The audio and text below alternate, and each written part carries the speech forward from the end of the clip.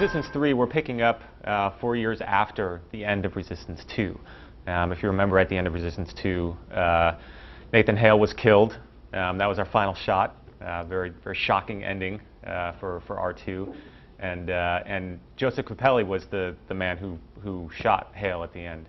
And it's something that weighed heavy on him in a number of ways.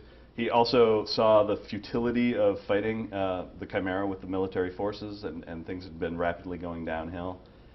So he sort of had I guess, a life crisis, and ended up moving back to a small town, meeting a woman, having a life, starting anew.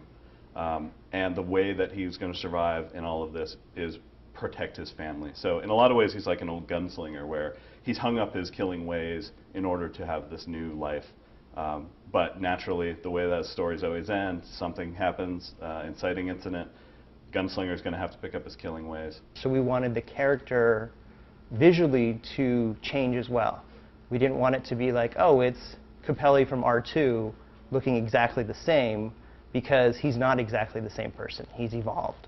Joe Capelli was about 250 pounds, give or take, in R2. Now he's pretty undernourished. He's about 190 pounds, but he's 6'5", so he's a pretty thin guy. So at the beginning of Resistance 3, we tell the story about how when Hale was killed, Dr. Malikov, who was an important character in Resistance 2 and also in Resistance 3, he managed to extract some blood from Nathan Hale and discovered that Nathan Hale had some special antibodies inside of him.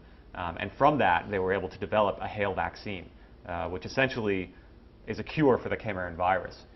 So now, using the Hale vaccine, Joe Capelli and the rest of the survivors, of which there are few at this point, about 90% of the people have been killed by the Chimera around the world. They are now, if they manage to get their hands on this Hale vaccine, they can be cured and immune from future infection. So Hale's legend lives on.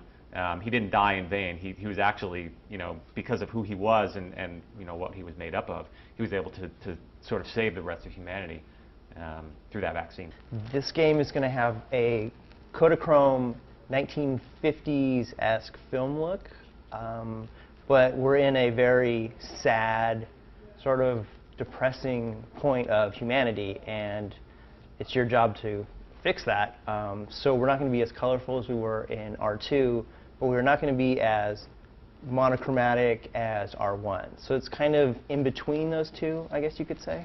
One of the things that we really wanted to do on R3, especially with following our new theme, is making sure that humanity is represented when you're in these levels. I mean, it's important not to just kind of walk into empty rooms, but to see people huddling and scared, and how are the people in this world actually dealing with what's going on around them. So the story, I think, gave us a lot of opportunity to really push that, and especially as we evolved, how different people are dealing with it in different ways. So it was a new challenge for us, just in terms of not, of course, how much we were going to have to do animation-wise on top of what we were already doing, but just to really kind of continue to sell that theme. The approach to multiplayer in Resistance 3 is to really streamline a lot of the things that were really popular with Resistance 1, Resistance 2.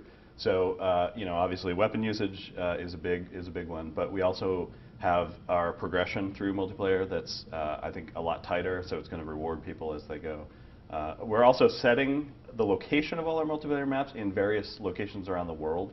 And during the single-player campaign, you'll be hearing kind of updates of those battles as you're progressing through the game. The move away from the two-weapon system of Resistance 2 to Resistance 3 is less a reaction from anyone in particular, and it's more about making the game that we wanted to make. I think the weapon wheel fits Resistance 3 a lot better because we are putting the onus on players having the choice to play the game the way they want to. Resistance 2 was just frankly a different game. One of the new guns that we're introducing in R3 is called the Plague Thrower. The Plague Thrower is a human-made weapon that uses Chimeran tech. And so the idea behind the design for this is that there is no manufacturing going on. The US as well as the world has completely been destroyed. And so this is a weapon that's been cobbled together by kind of a mad scientist, if you will.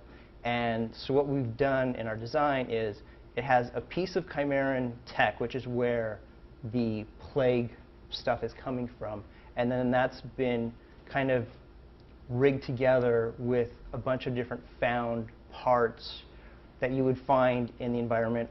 Its handle is actually a gasoline pump. The tip of it is kind of like a shotgun. The metal casing is just like metal that you would have found off of some other machinery. And so it's all kind of put together in a very makeshift way. Well, the biggest shift in focus on co-op was really trying to focus and have a uniform experience for the players. So playing single player, playing with a friend, having that same unified experience, and really crafting that into something that's an outstanding player experience. That was more important to us than trying to craft a whole different mission-based system. Getting players in and experiencing the same high level of quality of the single-player game is really our greatest goal. Is Resistance 3 the end of a trilogy? I don't think so. I think Resistance 3 is a story within the Resistance universe that can be expanded upon.